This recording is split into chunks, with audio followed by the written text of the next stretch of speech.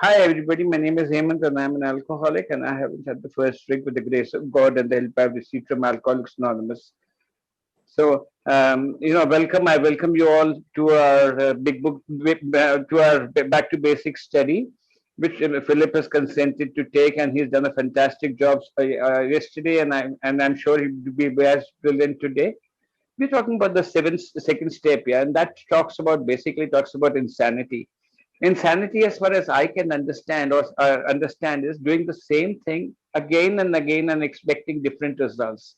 Insanity is when a person doesn't want to change anything, and he's stuck in a rut, and he believes his own delusions, he believes his own illusions. That's like the story of Jim, who believes that if you mix whiskey and milk, you can't get drunk.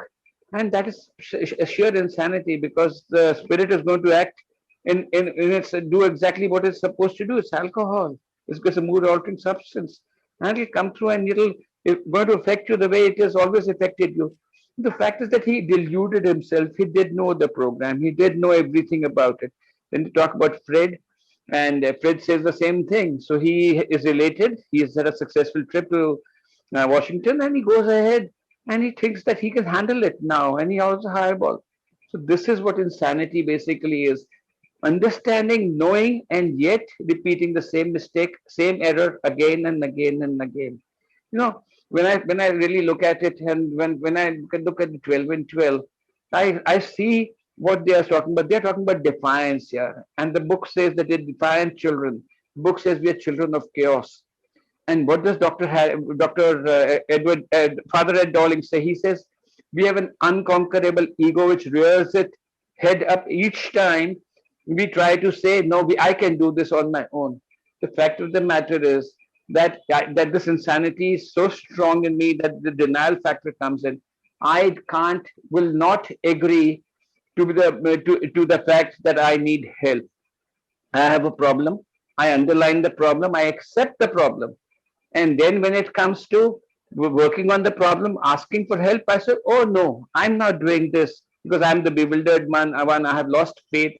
I cannot accept God the way God is supposed to. The God, I cannot accept that there is a power greater than myself. I will not accept.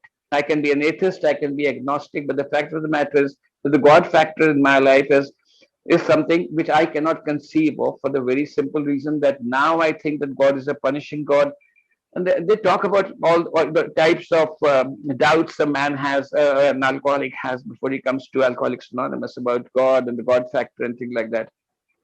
In fact, when Bill W. started talking about alcoholism to those guys in New York in the first 6 months, he kept on talking about the white life and how God had come into his life and relieved him of his drinking. But the fact of the matter is that Dr. Silkworth had to point out to them that first point out the medical problem, tell them about the powerlessness, first tell them about the unmanageability, first tell them about the need of a psychic change before you go ahead and talk about the God factor. And that is the biggest problem. Now, for me to accept the fact that there's a power greater than myself, that there is somebody out there that can help me, that I need to change my thinking. Well, that's what the second step is all about, friends. And until I work the second step, until I understand the need, that to understand that I need sanity and that I need to change something. So what happened with me? I changed that something. I sat outside a bar with a pocket full of cash and prayed that I don't go in. And that was sanity for the first time, because I changed. I did a little thing which I was not, when I said that you do the same things again and again. So this time I didn't do the same thing. I didn't walk into the bar, and that is liberation. That's what the second step is all about: becoming sane again. And having said that, please come in, Philip, for your usual brilliant self. Thank you for taking. I really appreciate your effort in taking us through this back to basic study. God bless you, Philip, and please go ahead. Namaskar. Good evening, good morning, good afternoon, good day, wherever you are. And you're in a meeting of Alcoholics Anonymous, and we're in a special program. We're doing a workshop on back to basics. It has been instigated by the Mangalore Group or promoted by the Mangalore Group. And I thank Hemant for being the moderator, Arun for having compiled all these things, edited it and put it together, Sandeep. You have Vijay, Pratik, and all other members, Hillary especially, who helped me to get to do this, the formula again goes, I alone can do it, but I cannot do it alone. A big warm welcome to all newcomers and members from other group. Can I have a show of hands for the newcomers present here? Because this meeting is especially for the who are into their first year of sobriety. Can I have a show of hands, please? Good.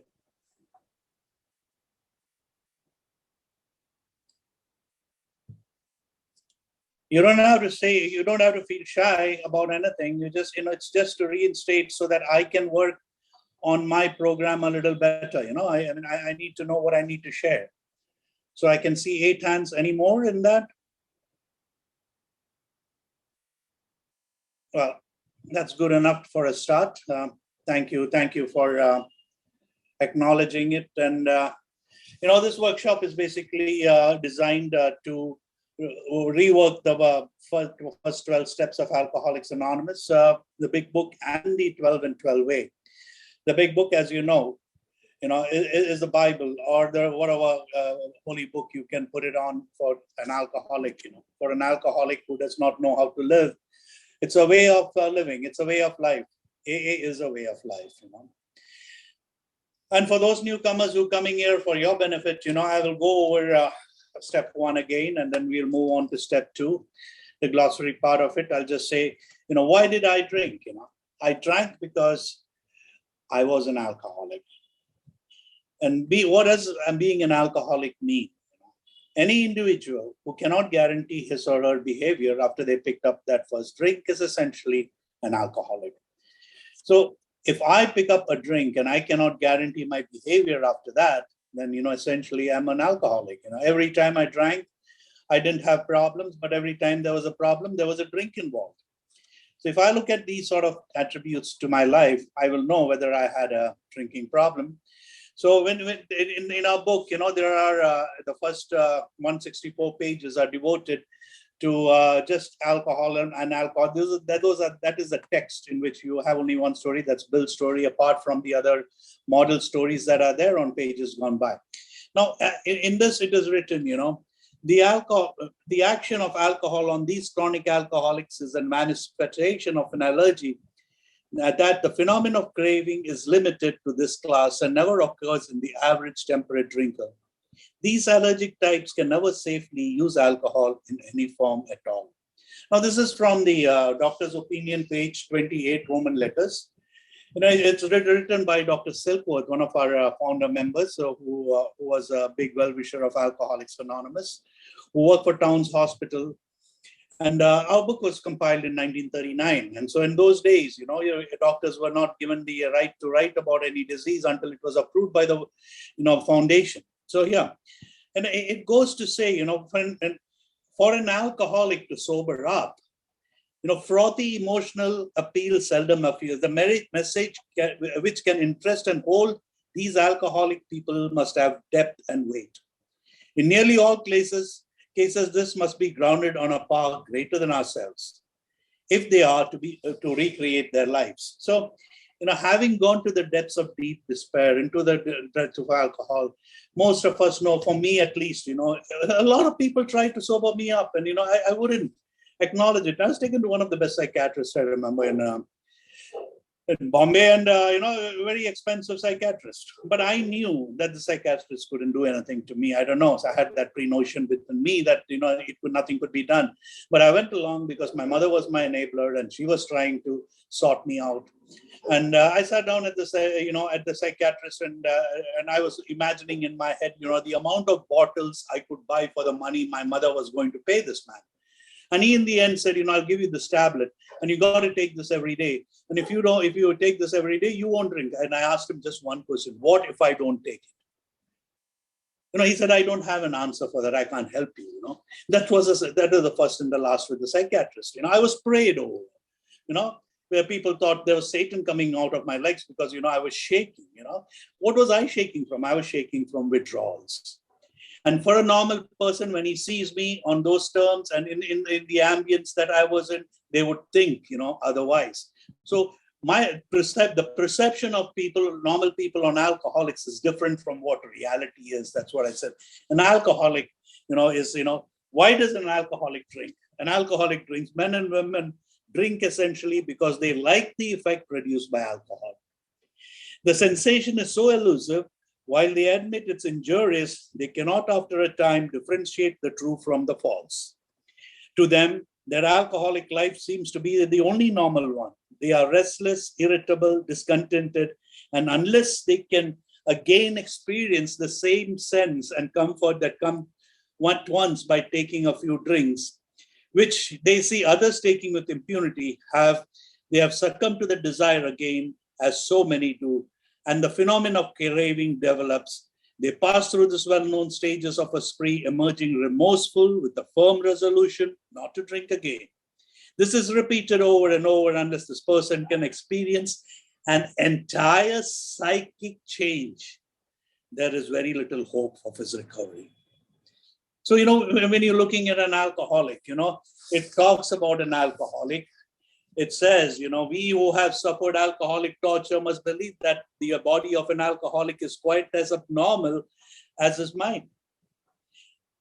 That he is in a full flight from reality, or we are outright mental defectives.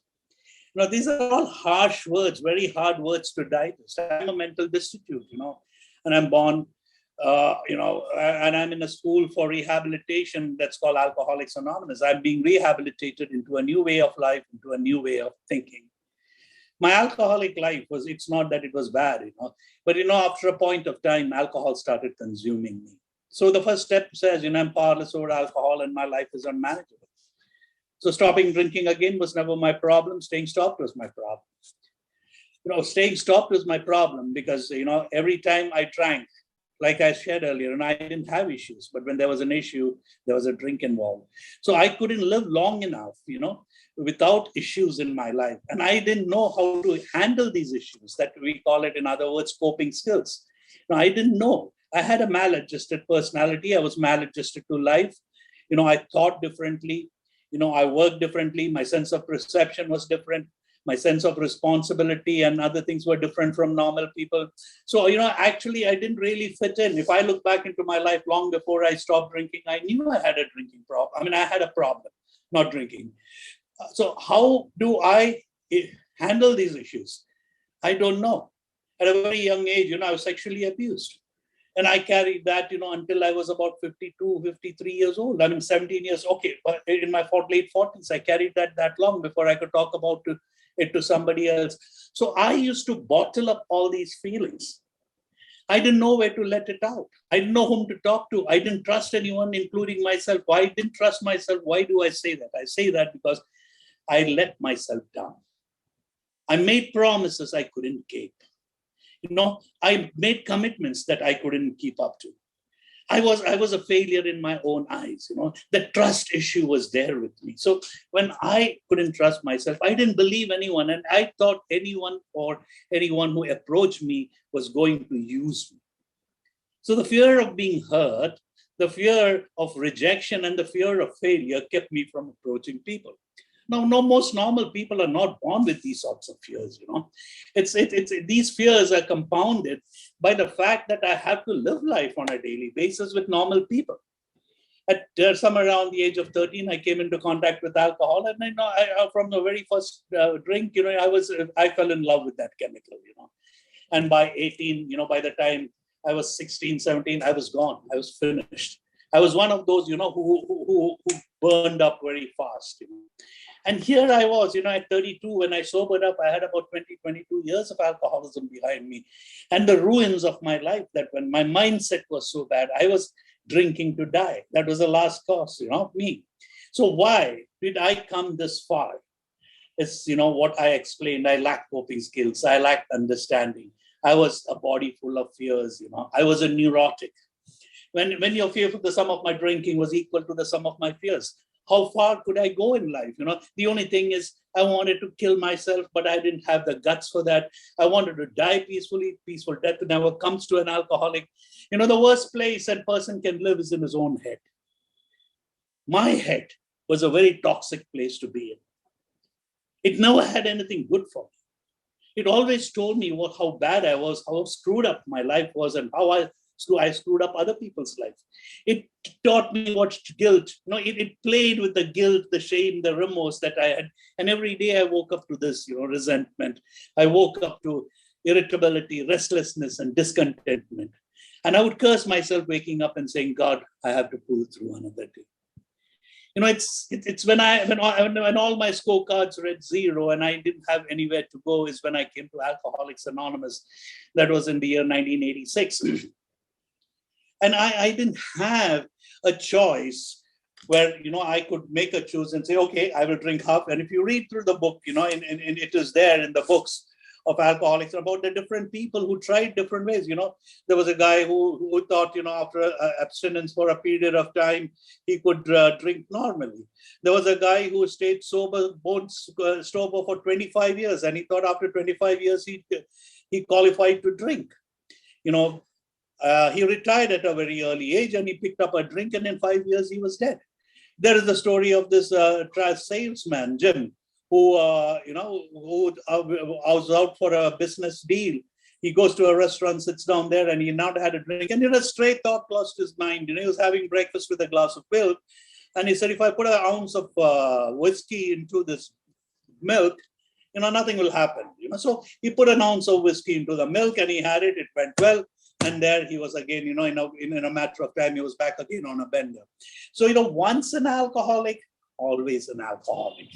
No matter, how many years I abstained from alcohol, that sickness is there in me, Now, the good news for alcoholics or the newcomers here is, I need to understand that alcoholism is a disease. It's a threefold disease that incorporates the mind, the body, and the spirit.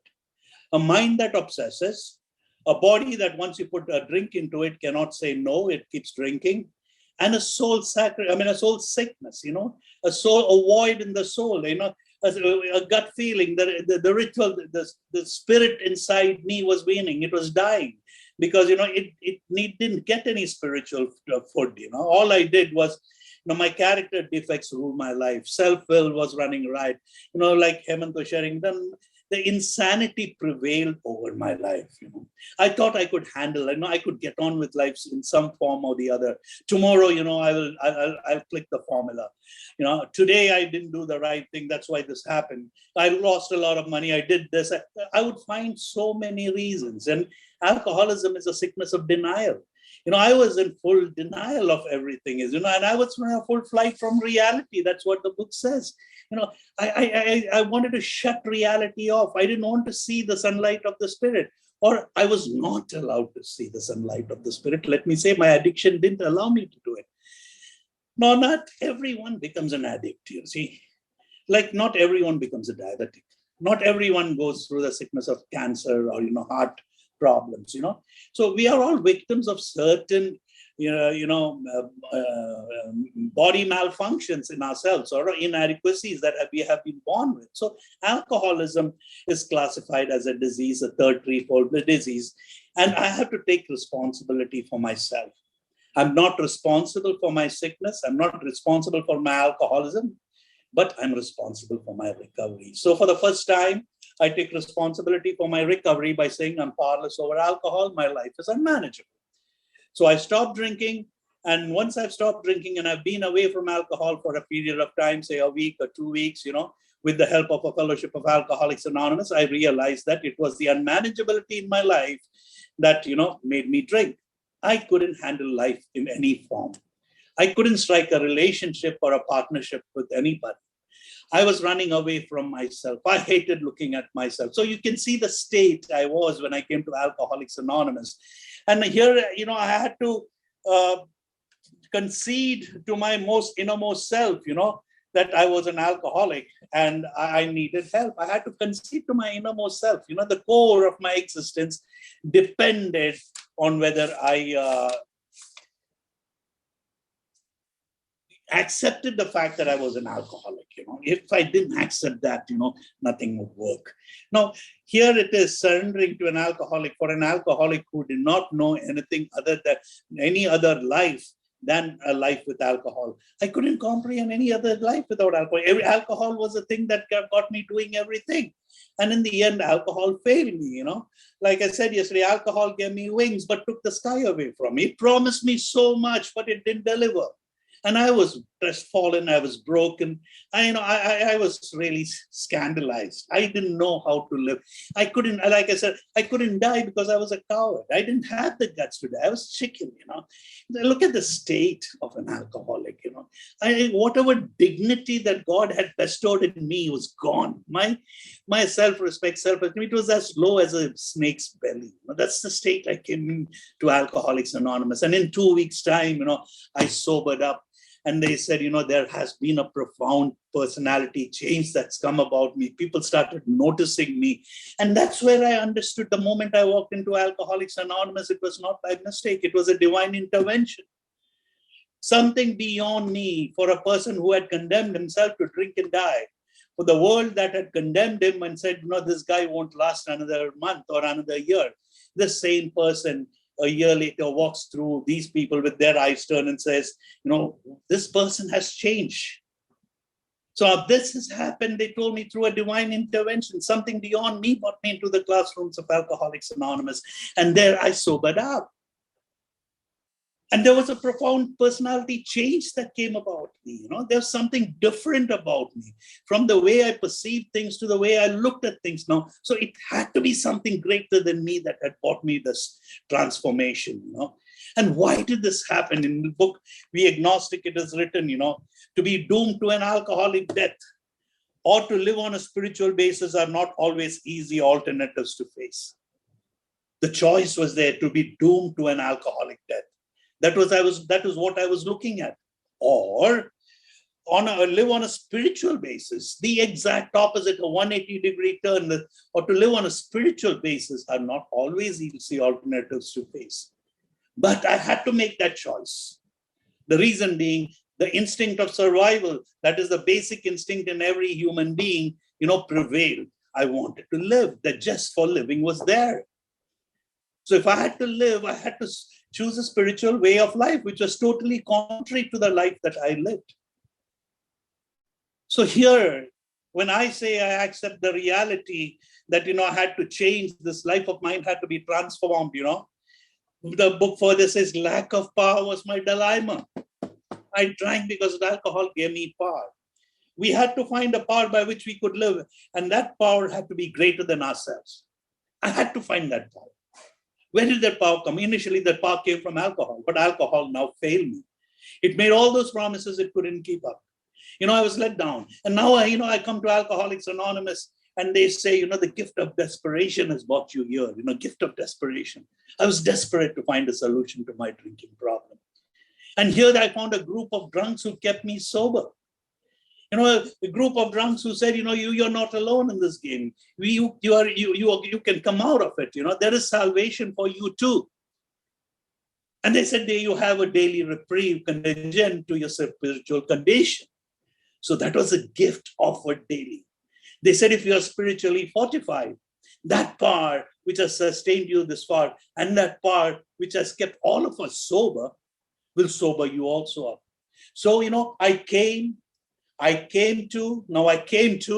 believe that a power greater than myself that manifests onto me through the lives of others can keep me sober. So coming to step 2, we say, came to believe, and let me not forget to tell you the first step, the unmanageability part. Those of you who have the workbook, in that, there are questionnaires in that. You could go through them and ask us, the newcomers, especially after the meeting, we'll have a 15-20 minute discussion session or question answer session where you could ask, or after the meeting, you could stay back and we could answer your questions for you. So the unmanageability part, the program of AA is a 12-step program, and all these 12 steps have relevance in itself. Now, why do I have to work this 12-step program? Remember, I did not have a format for living. I was an undisciplined guy. I didn't like taking orders. I was let down by the God of my understanding. I was let down by the people who loved me. I let them down. I didn't know that, but I couldn't see it. I was let down by life in general. I didn't have those skills which normal people had. When I came to Alcoholics Anonymous, I was a 32-year-old guy with a 12-year-old mind. Absolutely no comparisons. I didn't fit in.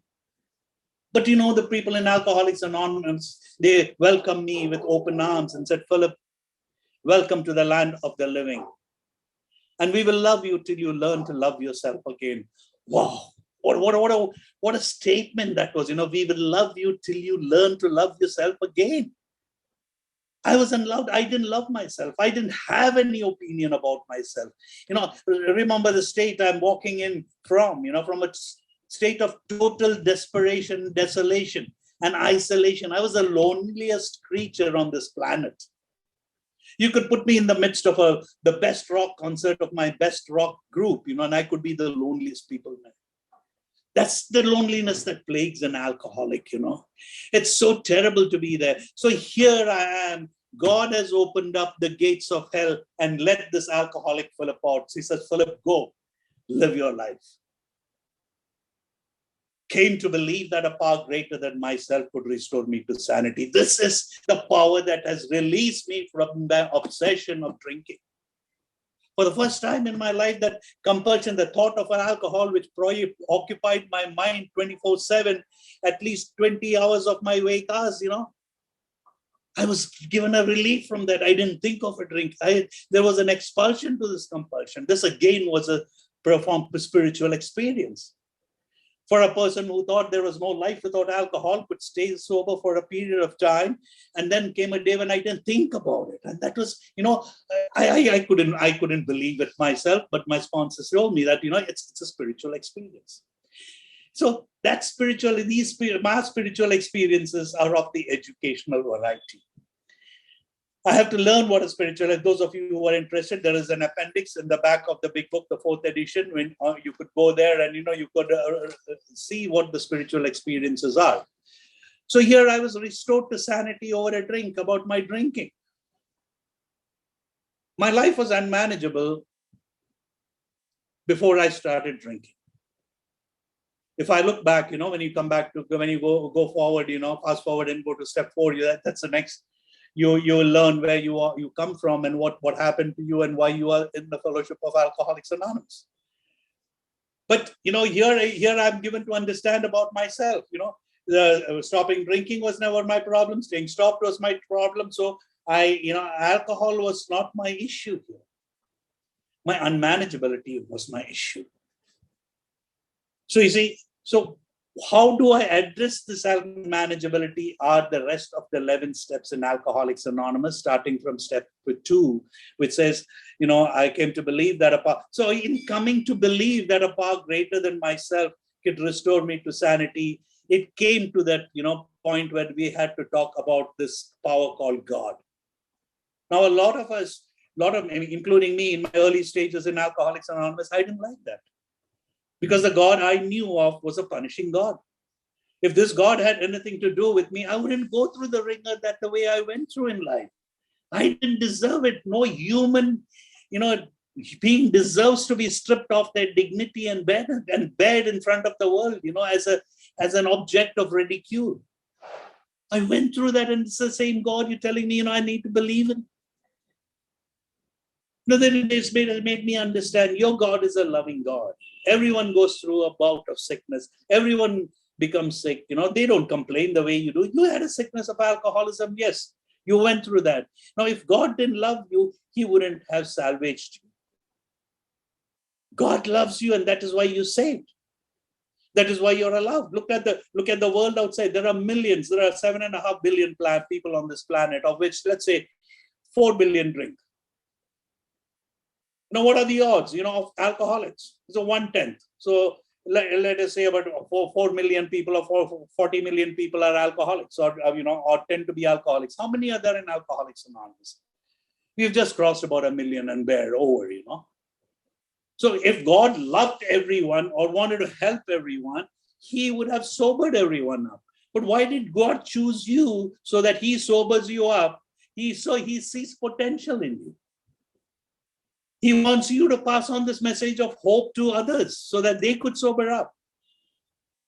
So when retrospect, when you look at your life, you see that God has forgiven you in spite of everything. He loves you. And your job is to carry this message. So this sort of when I was made to understand in these sort of logical form, I was made to understand. I came to believe, yes, this God understands me. This God has forgiven me. And they told me this also, Philip, you need to forgive yourself for what has happened to you. Through the 12 steps of Alcoholics Anonymous, you can forgive yourself and be an inspiration for those who follow you. When I look back, yes, God has forgiven me. Who am I not to forgive myself? And the rest of the program is all about self-forgiveness. It's all about my character defects. It's all about my emotional baggage that I carry in life, which I can't sustain. It's all about the people I hurt when I go to sleep, the guilt, the shame, the remorse that I carry in my head. These emotional baggages I need to get rid of. So I come to believe that a power greater that sobered me up is going to restore me to sanity. He has restored me to sanity over a drink. Alcohol was not my problem. Alcohol was only a symptom. It was only an outward manifestation of an inward disorder. It was only a symptom of my deeper inner lying conflicts. Now we had to address those conflicts so that I could live a proper human life as a human being. Was I inhuman? Yes, in a lot of ways I was inhuman. I didn't know human ways. I didn't know how to relate to people. I didn't have interpersonal skills. My disease is a self-centered disease that robbed me of everything that I knew. I couldn't develop this. I was self-centered. I just secluded myself from the mainstream of life. I just got on with life, on a day-to-day basis. I was scared to death of everything. So I was restored to sanity over a drink. The drink only made my problems, my unmanageability worse. So when I stopped drinking and I understood that this drink only, compounded my unmanageability, and now I have to work on my unmanageability. So without the help of a power greater than myself, I cannot do it. Everything runs on power, whether it's electricity, whether it's your car, whether even your body runs on energy. When you eat, when you drank, that propelled you, So everything works on energy. Now this energy, where do I get it from? So in Alcoholics Anonymous, they said, I need to find the source. I need to find this power that can sustain me, So there is a lot written about God and the way God has to be found. In AA, they say we can find our own conception of God. To me, the realm of the spirit is broad and roomy. To me, my spirit, if you go on to the We Agnostics, the page of We Agnostics on page 55, it says, actually, we were fooling ourselves, for deep down, in every man, woman, and child is the basic idea of God. It may have been obscured by calamity, by pomp, by worship of other things, but in some form or the other, it was there for faith in a power greater than ourselves, and the miraculous demonstration of that power in human lives are facts as old as man himself. It tells me here very clearly, you don't have to go running looking for God and striking bargains with him, in churches, temples, mosques, and synagogues. God is within you. Your body is the temple of God. Your body is a vehicle. And your conscience or your spirit is the God within you. Deep within every man, woman, and child. We are born with it. But it has been marred by calamities, by unwanted pomp. Sometimes we're carried away with our own calamity, pomp, and other issues in life. So we didn't see this goodness or godness or the goodness of God like fig in our lives. We were created so that we could coexist. We were never partners in anyone's game. We never coexisted with anyone else. I didn't coexist with myself. I didn't agree with myself on anything. I was a knucklehead. Self-will run riot. Instincts on rampage. I was given a free will, but I imprisoned my free will with alcohol and my character defects. My defects of character rule my life. I was a victim of so many obsessions, that tantalized me and the people around me. My sickness, it was transmitted to my family, my friends. Everyone suffered from my sickness of alcoholism. So the effect, I had to undo it. If I had to live a useful, peaceful life, I had to undo my past. Or I'm sorry, not undo it. I have to go back to my past and I have to rectify whatever I can.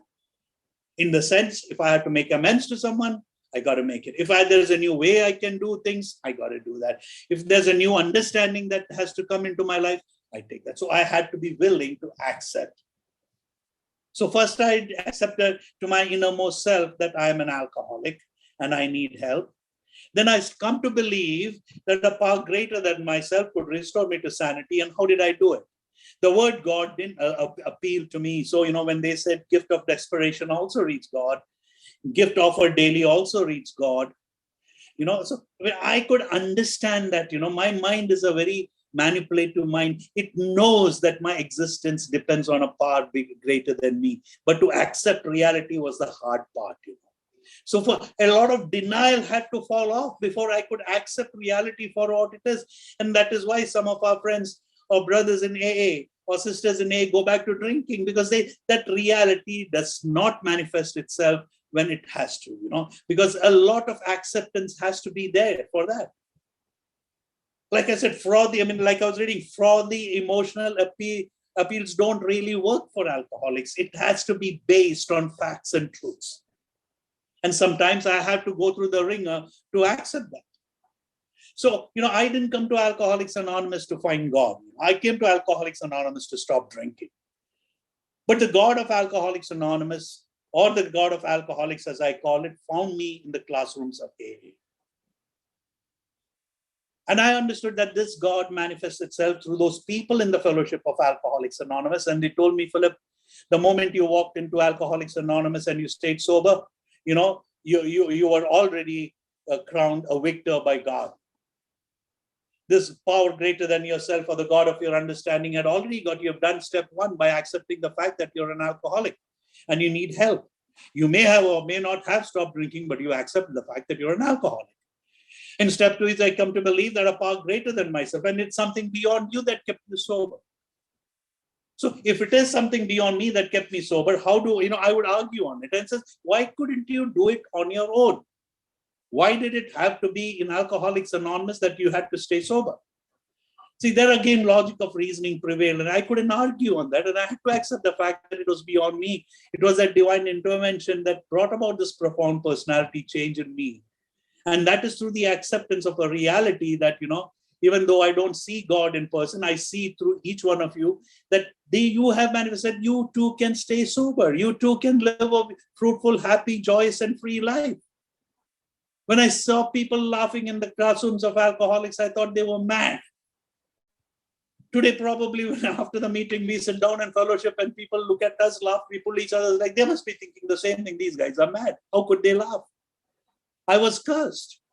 I was scared to laugh. If I laughed, I was scared that, I would cry or something bad, evil would befall me. It was a negative aspect of my life that manifested, that was showing outside me, my body language, everything. And slowly when I came to step two, my body language and everything about me started changing. My language started changing. My perception of life started changing. I was that frog in a well, in a small well, and my horizon was that round you see on top. I was taken out of the well from the pits of deep despair and placed, on a place, on a plateau where, I could hope for a life. Today, I have a life beyond my wildest dreams. I'm saying this for those newcomers who are here. This is hope for the hopeless. You need to allow this, power greater than yourself to restore you to sanity over a drink, to restore you to sanity over the issues a drink must have caused you.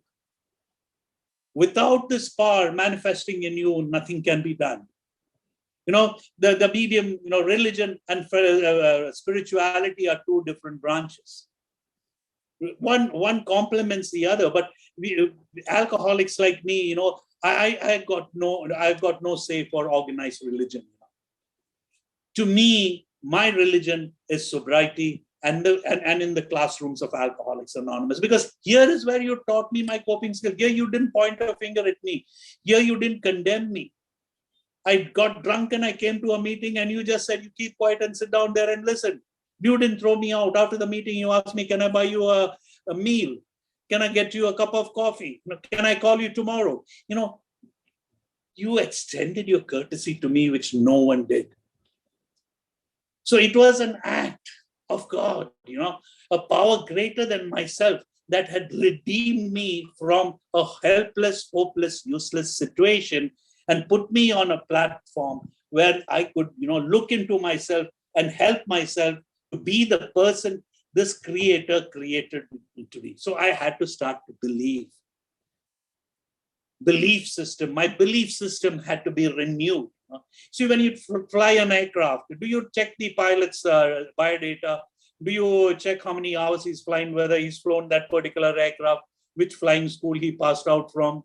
Do you look at the aircraft and see, does it have enough fuel? No, you go by faith. You believe that it will take you from point A to point B. In the similar way, you know, you follow the crowd. You go to the immigration, you go check in your tickets, you know, you go into the aircraft, you don't even look, you're oblivious. You know, once you sit in the aircraft, you wait for the aircraft to take off. Now, there are people who are frightened of flying, but when they see the others sitting down, you know, they also calm down.